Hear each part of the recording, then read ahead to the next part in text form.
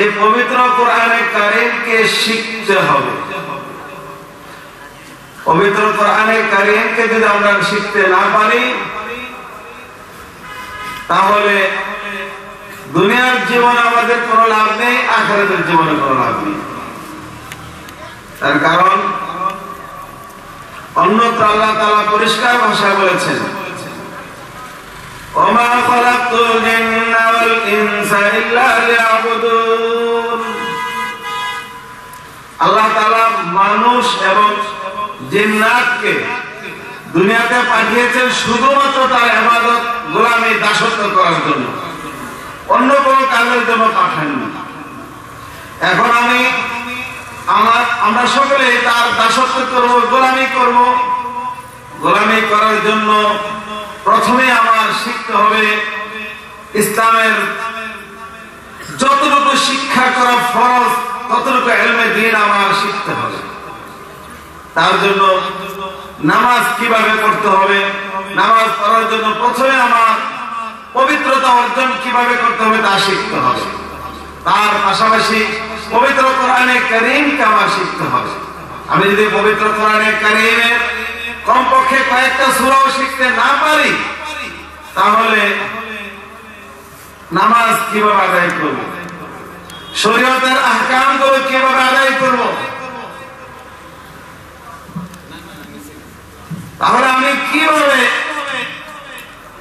এই দুনিয়ার জীবনে আমাকে পরিচালিত করব। আল্লাহ তাআলা পরিষ্কার ভাষায় বলে দিয়েছেন, তোমাকে আমি পাঠিয়েছি দ্বীন শেখার জন্য। এখন আমাকে বুঝতে হবে আল্লাহ তাআলা মানুষকে কত সুন্দর চেহারা দিয়ে বানিয়েছেন। একটু চিন্তা যদি করি, আজকে আমাদের কত সুন্দর দুইটা চোখ দিয়েছেন। যারা অন্ধ, দুই চোখে দেখে না, তাকে একটু জিজ্ঞাসা করেন, ভাই আপনি দুনিয়াতে কি চান? তাকে জিজ্ঞাসা করলে বলবে, আমি দুনিয়ার কোন সম্পদ চাই না, কোনো কিছুই চাই না, শুধু আমার দুইটা চোখ চাই। একজন অন্ধ মানুষকে জিজ্ঞাসা করে দেখেন, সে এই কথাই বলবে। তাহলে আল্লাহ তাআলা কত বড় নিয়ামত আমাকে দান করেছেন, দুইটা চোখ দান করেছেন, পুরা দুনিয়া আমি দেখতে পাচ্ছি। আরো কি দান করেছেন, এই যে নাক, কি সুন্দর নাক, খাড়া, কত সুন্দর নাক, নাক দিয়ে সারা দুনিয়ার সব গান আমি দিচ্ছি। এই নাক যদি না থাকে কারো, তাকে কেমন দেখা যায়? ভালো দেখা যায়? এটা কি আল্লাহর নিয়ামত না? তারপরে ঠোঁট, দুইটা ঠোঁট আল্লাহ তাআলা দিয়েছেন না আমাকে। এই ঠোঁট যদি না থাকে আমাকে, তাহলে কেমন দেখা যাবে? সুন্দর দেখা যাবে? দাঁত দিয়েছেন, এই দাঁত দিয়ে আমি কি করি? পান খাই, গরুর গোশত খাই, হাড্ডি খাই, গেন্ডারি খাই, কত কিছু খাই, কত মজা করে চাবিয়ে চাবিয়ে খাই। বয়স হয়ে গেলে অনেকের দাঁত নাই, তাদেরকে জিজ্ঞাসা করেন, ভাই তোমার দাঁত নাই, তুই খাবার খাইতে কি খুব মজা লাগে না কেমন লাগে? পরে কয়, ভাই দাঁত থাকতে তো দাঁতের মর্যাদা বুঝি নাই, এই জন্য দাঁতের হেফাজত আমি করি নাই। এখন আমার দাঁত পড়ে গেছে, এখন তো আমি কিছুই খেতে পারি না, আর দাঁতের এই মর্যাদা আমার এখন বুঝে আসতেছে। তো আমার বন্ধুগণ, দুনিয়াতে আল্লাহ তাআলা আমাকে পাঠিয়েছেন তার ইবাদত করার জন্য। আমার বাল্যকাল গেল, বাল্যকালে শিখতে এসেও শিখতে পারি নাই, যৌবনকাল চলে গেল, বৃদ্ধকাল চলে গেল, কিন্তু আমাকে যে উদ্দেশ্যে আল্লাহ তাআলা দুনিয়াতে পাঠিয়েছেন সেই উদ্দেশ্যে তো সফল হলো না। যখন মৃত্যুবরণ করব, করার পরে যখন দেখবো আমি দুনিয়াতে পাঠানো হয়েছে আমাকে ইবাদত করার জন্য, আমি ইবাদত করি নাই, আমল করি নাই, নামাজ পড়ি নাই, রোজা রাখি নাই, হজ করি নাই, যাকাত দেই নাই, দ্বীনের কোন কাজ আমি করি নাই, তার কারণে আমার সিদ্ধান্ত হলো এখন জাহান্নামে যাওয়া। তখন যদি বলা হয় আমাকে আবার দুনিয়াতে পাঠান, দুনিয়াতে গিয়ে আমি সমস্ত ইবাদত করে তারপরে আবার এই আখিরাতে আসবো, জান্নাতে যাব, কাম হবে? কাম হবে? কোনো কাম হবে না। এজন্য আমাদের সকলকে সময় থাকতে সিদ্ধান্ত নিতে হবে, এই দুনিয়াতেই আমাকে ইবাদত করে জান্নাত কামাই করে আমাকে দিতে হবে। আজকে এই শাহবাগ জামিয়া, এই শাহবাগ জামিয়া অত্র এলাকার জন্য একটা গনিমত, অত্র এলাকার জন্য একটা রহমত। আল্লাহ রাসূল ইরশাদ করেন, ছাত্ররা যখন রাস্তায় হাঁটে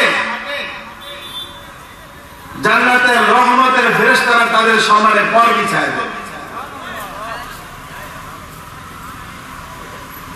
তো এই ছাত্ররা আমাদের এখানে পড়তেছে, আপনার সন্তানকে এখানে পড়াতে পারছেন। আজকে যে সমস্ত ছাত্ররা কোরআন ও হাদিসের ইলম শিখছে, আলেম হইতেছে, দ্বীন শিখতেছে, সারা দুনিয়ায় এই দ্বীনের প্রচার করতেছে, যদি 500 টাকা পায়, 5000 টাকা পায়, তাহলে এই ছেলে তার পিতা মাতা পরিবার পরিজন সকলকে নিয়ে সুন্দরভাবে সংসার করছে।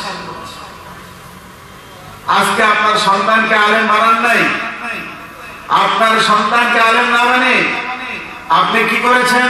সেই ফজরের আগে উঠেছেন, নামাজও পড়েন নাই, তাড়াতাড়ি নাস্তা তৈরি করেছেন, নাস্তা বানিয়েছেন, সেই নাস্তা ব্যাগে ঢুকিয়েছেন। আপনার সন্তানকে ছোট শিশু কোরআনে কারীমের শিক্ষা না দিয়ে তাকে কাঁধে করে ঘুমে এসে তাকে কাঁধে করে নিয়ে গিয়েছেন কিন্ডারগার্টেন স্কুলে পড়তে। সে তাকে স্কুল ছোটবেলায় কিন্ডারগার্টেনে পড়িয়েছেন, তারপরে বড় বড় স্কুলে পড়িয়েছেন, ব্যারিস্টার বানিয়েছেন, ডাক্তার বানিয়েছেন, বড় ইঞ্জিনিয়ার বানিয়েছেন।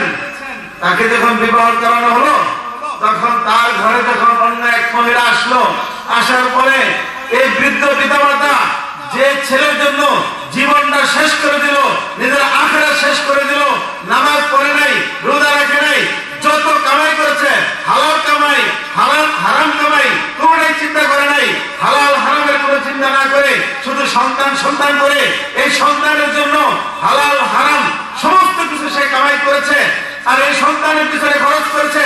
আজকে খরচ করার পরে এই সন্তানকে ব্যারিস্টার বানিয়েছে, ব্যারিস্টার বানানোর পরে বিবাহ শাদী করানোর পরে এখন তার স্ত্রী যখন বলে তোমার এই বুড়াবুড়ির সাথে আমি থাকবো না, হয়তো তুমি থাকো, তাহলে আমি চলে যাব।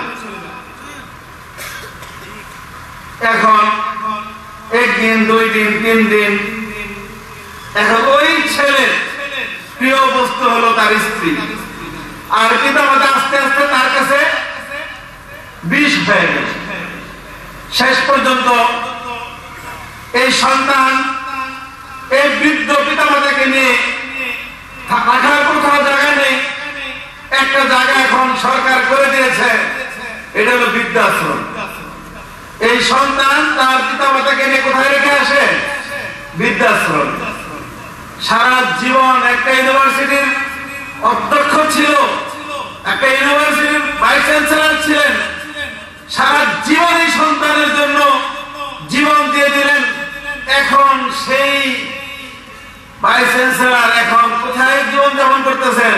ছোট্ট একটি খাট, কতগুলো বৃদ্ধ লোকের সাথে। সে ওইখানে না ছেলে আছে, না মেয়ে আছে, না আত্মীয় স্বজন আছে, না পরিবার পরিজন আছে, না কেউ আছে। সে ওই বৃদ্ধাশ্রমে কাঁদছে সারাক্ষণ। আর ছেলে এক নজর শুধু আমাকে দেখে যাও, একটি দৃষ্টি আমি যদি তোমাকে দেখতে পারি, একবার যদি তোমাকে দেখতে পারি, তাহলে আমার দুনিয়ার সমস্ত কিছু আমি ভুলে যাবো। তুমি একবার এসে দেখে যাও। এমন কত ক্রন্দন করেছে কত পিতামাতা। এই ক্রন্দন শুনে অনেক সাংবাদিক সেই সন্তানের কাছে গিয়ে বলেছে তোমার পিতা এই করতেছে, তোমার পিতার সাথে একটু দেখা করে আসো। বলে যে আমার দেখা করার সময় নেই। লাভ কি? আজকে এই সন্তান মৃত্যুবরণ করার পরে সে আমল করে নাই, যদি জাহান্নামে যায় তখন এই সন্তানের সাক্ষী হবে। তখন বলবে পিতা যদি জান্নাতে যায়, সন্তান যদি জাহান্নামে যায়, তখন এই সন্তান বলবে ইয়া আল্লাহ, আমার পিতার কি সিদ্ধান্ত হয়েছে? জান্নাত। বলে আমার পিতা জান্নাতে যেতে পারবে না। আমার পিতা ছোটবেলায় আমি যখন শিশু ছিলাম, যখন আমি নাবালিগ ছিলাম, তখন আমাকে এই দ্বীন শেখায় নাই, কোরআন শেখায় নাই, এলম শেখায় নাই, নামাজ কিভাবে পড়তে তা শেখায় নাই, আদব কায়দা কিভাবে করতে হবে তা শেখায় নাই, ধর্ম কি শেখায় নাই, ওই কোনো কিছু শেখায় নাই। আমাকে এবিসিডি শিখিয়েছে, আমাকে শিখিয়েছে অন্য অন্য জ্ঞান শিখিয়েছে। আমি তা শিখে আমি ওইভাবে সুন্দরভাবে আমি জীবনযাপন করেছি। আমার পিতামাতা ছোটবেলা আমি যখন শিশু ছিলাম আমাকে যে ধর্ম শিখাইতো, কোরআনে কারীমের আয়াত শিখাইতো, কোরআন শরীফের ধর্মীয় শিক্ষা দিতে শিখাইতো, কোরআনে কারীম যদি শিক্ষা দিত, হাদিসে রাসূলের বাণী যদি শিক্ষা দিত, ধর্মের সমস্ত আইন কানুন যদি শিক্ষা দিত, তাহলে আমি নামাজ পড়তাম, রোজা রাখতাম, হজ করতাম, যাকাত দিতাম, শরীয়তের প্রত্যেকটা আহকাম অনুযায়ী চলতাম, নবী করিম সাল্লাল্লাহু আলাইহি ওয়াসাল্লামের তরিকা অনুযায়ী আমার জীবনকে আমি পরিচালিত করতাম। আজকে আমার পিতামাতা আমাকে ওইভাবে পরিচালিত না করার কারণে আমি জাহান্নামে যাচ্ছি। আমার পিতামাতাকে জাহান্নামে নিয়ে দিতে হবে। আর যদি তার বিপরীত হতো, আজকে আমার এই সন্তানকে আমি যদি ছোটবেলায়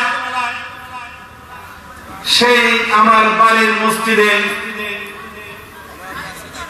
ইমাম সাহেব ফজরের পরে ডাকতেছেন, আপনারা সকলে আপনার ছেলে মেয়েদেরকে মসজিদে পাঠান, তাড়াতাড়ি পাঠিয়ে দেন, তাদের পড়ার সময় হয়ে গেছে। আপনি আপনার সন্তানকে মসজিদে পাঠিয়েছেন, ছোটবেলা সে কোরআন শিখছে, ইমাম সাহেব সুন্দর করে তাকে কোরআনে কারীমের সুশিক্ষা দান করেছেন, কিভাবে নামাজ পড়তে হবে তা শিখিয়েছেন, পবিত্রতা কিভাবে অর্জন করতে হবে তা শিখিয়েছেন, রোজা কিভাবে রাখতে হবে তা শিখিয়েছেন, বড়দের সম্মান কিভাবে করতে হবে তা শিখিয়েছেন। এই সব কিছু শেখার কারণে সে যখন বড় হয়েছে, সেই ইমাম সাহেবের কথা অনুযায়ী বড় ব্যারিস্টার হয়েছে, বিচারপতি হয়েছেন, ইঞ্জিনিয়ার হয়েছেন, কিন্তু নামাজে করতে কাদা নেই। শরীয়তের প্রত্যেকটা আহকাম সঠিকভাবে সে আদায় করেছে। এই সন্তান যখন মৃত্যুর পরে জান্নাতের ফয়সালা হবে, তখন এই সন্তানই আল্লাহকে বলবেন, ইয়া আল্লাহ আমার পিতামাতার কি হলো? যদি বলে যে তোমার পিতামাতার তো জাহান্নামের ফয়সালা হয়েছে, তখন সে বেঁকে বসবে, না আমি আমার পিতামাতাকে ছাড়া আমি জান্নাতে যাব না। তখন এই সন্তানই তার পিতামাতাকে নিয়ে তারপরে জান্নাতে যাবে। আর আপনাদের জন্য রহমত, এই শাহবাগ জামিয়া, এই শাহবাগ জামিয়াতে যে ছেলেগুলো আপনাদের পড়ছে, আলেম হইতেছে, একজন হাফেজের কত বড় মর্যাদা, একজন আলেমের কত মর্যাদা, সেই মর্যাদা আপনারা পাচ্ছেন। সেই মর্যাদা নিয়েই দেখা যাবে সারা ফ্যামিলির যত লোকজন আছে তাদের সবাইকে অন্য দিক থেকে ডিভাইডেড করে, যারা নামাজ পড়তেছে না তার হাতে ধরে পায়ে ধরে তাকে নামাজি বানানো হচ্ছে, যে দাঁড়িয়ে রাখতেছে না তাকে বারবার বলা হচ্ছে, যাকে দিয়ে বললে সে দাঁড়িয়ে রাখবে, তাকে দিয়ে বলা হচ্ছে সে যেন সুন্নতের অনুসরণ করে, দাঁড়িয়ে রাখে, দিনের উপরে যেন চলে, নামাজগুলো যেন সঠিকভাবে আদায় করে। এইভাবে সে সারাক্ষণ তার ফ্যামিলি, তার পরিবার পরিজন, তার প্রতিবেশী, তার গ্রামবাসী, তার আশেপাশের গ্রামবাসী সকলের কাছে এই দাওয়াতি প্রোগ্রাম চালিয়ে যাচ্ছে। আর এর বরকতে পুরো এলাকা দিনদার হয়ে যায়। আর যদি একটি ঘটনা না বললে নয়, আমাদের এই কয়েকদিন আগে আমি উমরায় গিয়েছিলাম। উমরার সফরে আমাদের একজন সঙ্গী ছিলেন, দুনিয়াদার হিসাবে বড় মানুষ। তিনি বয়ান করলেন যে দুইজন এক বন্ধু, বাল্য বন্ধু, একসাথে ক্লাস 1 থেকে একেবারে ইউনিভার্সিটি লেভেল পর্যন্ত সব জায়গায় পড়াশোনা করছে। দুইজনে ভালো হয়েছে। একজন সর্বোচ্চ কর্মকর্তা, বর্তমানে আছে সচিব। আরেকজন কর্মকর্তা হলো সে এই লাইনে না এসে রাজনৈতিক ভাবে চলে গেছে, সে একজন রাজনৈতিক বড় নেতা, সে এমপি হয়ে গেছে। তখন যখন এক অনুষ্ঠানে যখন চাকরি শুরুতে তারা দুইজন এক জায়গায় গেছে, বিয়ে শাদী একসাথে করছে, আবার বাচ্চা একসাথে হয়েছে। আল্লাহ রেখে বলে দুইজনের ছেলে সন্তান। তখন দুইজনে যার যার ছেলেকে নিয়ে গেল। তখন যে এমপি এখন ওনার ছেলে পড়ে স্কুল ছোটবেলা, আর যে সচিব হয়েছেন ওই সমস্ত তিনি কর্মকর্তা ছিলেন, তখন তার ছেলেকে দিয়েছে মাদ্রাসা। তখন মাদ্রাসা তার টুপি পাঞ্জাবি এগুলো দেখে ওই লোকের ভালো লাগলো না। কি তোমার ছেলে পড়ে কোথায়? মাদ্রাসা পড়ে। সর্বনাশ সর্বনাশ, জীবনটা ছেলে ধ্বংস করে দিলাম। এইভাবে নিজের সন্তান নিজে ধ্বংস করে দেয়, সর্বনাশ। কি করলো তুমি তোমার সন্তানকে? এই সন্তান তো শেষ, এই সন্তান কি করে খাবে? মানুষের দাওয়াত খাবে আর বলবে আর বেড়াবে, এই কথা আমাকেও বলেছিল। তখন উনি আর কোনো কথা বলেন নাই, দুজনে তো শিক্ষিত, যার যার মতো দাওয়াত খেয়ে চলে গেলেন। আবার অনেক দিন পরে আবার দেখা হলো, তিনি বর্তমানে এমপি। দেখা হলে আবার ওই যে সচিব সাহেব ওনার ছেলে ওনার সাথে আসছে। তো ওই ছেলে কি করলো, যখন ইয়েতে আসতেছে তখন ছেলে পিতার জুতাগুলো নিয়ে এইভাবে বাস করে নিজের বুকের নিচে রেখে দিল, আর বাপের পিছনে পিতার পিছনে ছেলে ভাবে দাঁড়ায় থাকতো আদবের সাথে। ওই যে এমপি সাহেব বললেন একে আমার ছেলে। আবার যখন বের হয়ে যাচ্ছেন জুতাগুলো সোজা করে দিলেন, তখন পিতা ওই জুতাটি পায়ে দিয়ে তারপরে চলে গেল। তখন ওই সচিব সাহেবকে হাত দিয়ে মাথায় হাত দিয়ে গলায় একদম আঞ্জা করে ধরে বলল যে ভাই, জীবনটা তোমার এই ধন্য হয়েছে, আমার জীবনের কোনো মূল্য নেই। তো কি হয়েছে? দেখো আমার সন্তান, আমার সন্তানের কারণে আমি আমার এলাকায় যেতে পারতেছি না। এলাকার সমস্ত মানুষ তার কারণে অতিষ্ঠ হয়ে গেছে। এইদিকে এই লাইট করে, এইদিকে এই করে, ওইদিকে এলাকার কোন পুরুষ মহিলা তার জন্য শান্তিতে বাস করতে পারছে না। আমার ইজ্জত সমান সব শেষ। যার কারণে আমি তাকে জার্মানি নিয়ে গেছি, আমার সাথে করে জার্মানি নিয়ে গেছি। জার্মানি নিয়ে তাকে রেখে আমি তার পাসপোর্ট আমার সাথে করে নিয়ে চলে আসি, সেজন্য জার্মানিতে বাংলাদেশে আসতে না পারে। এখন দেখুন দুই বন্ধু, একজন তার সন্তানকে আলেম বানিয়েছে, তার সন্তান সে পিতা কি সেবা করছে। আরেকজন তার সন্তানকে গর্ব করে দ্বীন না শিখে, কোরআন ও হাদিসের ইলম না শিখে তাকে অনেক বড় শিক্ষিত বানিয়েছে, তার জন্য সে এলাকায় যেতে পারতেছে না। আরেকজন সচিব তার সন্তানের কারণে তার পুরো এলাকায় তার সম্মান কত বৃদ্ধি পেয়ে গেল। এই জন্য আমাদের বুঝতে হবে, সময় থাকতে শিখতে হবে। আসুন আমরা সকলে এই সময় থাকতে, যেমন দাঁত থাকতে দাঁতের মর্যাদা না বোঝার কারণে দাঁত চলে গেলে মর্যাদা বুঝি, সময় এখন আমাদের হাতে আছে। দুনিয়ার জীবনে আল্লাহ তাআলাকে পাঠিয়েছেন ইবাদত করার জন্য, দাসত্ব করার জন্য, তার বন্দেগী করার জন্য। আসুন আমরা সিদ্ধান্ত নেই এই দুনিয়ার জীবনে আমি তার গোলামি করব, নামাজ পড়ব, রোজা রাখবো, হজ ফরজে হজ করব, যাকাত ফরজের জন্য যাকাত দিব, এবং বাকি সময়টা আল্লাহ তাআলা পরিষ্কার ভাষায় বলে দিয়েছেন ফাইদা কুদিয়াতিস সালাম ফান্তাশিরু ফিল আরদ, নামাজ আদায় করে তুমি খেত খামারে লেগে যাও। নামাজ আদায় করার পরে দ্বীনের উপরে চলার পরে আপনি আপনার যে কোনো কাজ করার কোনো নিষেধ নেই। তো হালাল রুজি কামাই করতে হবে, হারাম থেকে বেঁচে থাকতে হবে। এই দুনিয়ার জীবন ক্ষণস্থায়ী জীবন, কেউ থাকতে চায়, কেউ থাকবে না।